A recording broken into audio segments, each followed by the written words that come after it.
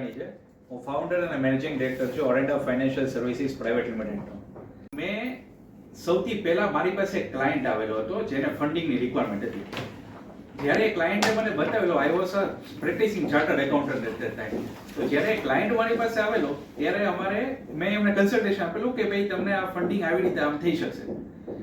એ જે તે સમયે મારી પાસે એટલું નોલેજ હતું કે હું બધી બેંકની પોલિસી સમજીને હું બધાનું એનાલિસિસ કરીને એને સાચી સલાહ આપી શકું. ત્યારે મારાથી એક ભૂલ થઈ ગઈ હતી કે એ ક્લાયન્ટને મેં એવું ગાઈડન્સ આપ્યું જેનાથી સારું ગાઈડન્સ હું આપી શકતો હતો. ત્યારે મને આ ગેપ દેખાણો માર્કેટમાં કે એ કોઈ જાતનું એવું પ્લેટફોર્મ માર્કેટમાં હાલમાં અવેલેબલ નથી જેમાં એક જ જગ્યાએ બધી બેંક્સ ને એનબીએફસીસનું નોલેજ કોઈ પણ પાર્ટનરને કે કોઈ પણ સારા પ્રોફેશનલ્સને મળી શકે.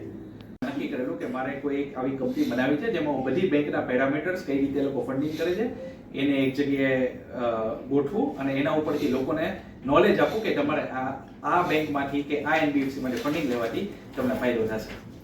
જર્ની જે કમ્પ્લીટ કરી પછી આ જ દિવસે અમે ઓફિશિયલી અમારી આખી કંપનીનો જે લોગો હતો એના આખો રિબ્રાન્ડ કર્યો છે.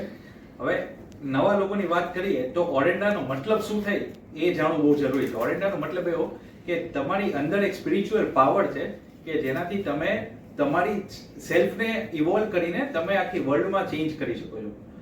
સો એ વસ્તુ માટેની જે તમારી પોઝિટિવ ઓરા હોય એ પોઝિટિવ ઓરાથી તમે વર્લ્ડમાં ચેન્જ લાવી શકો.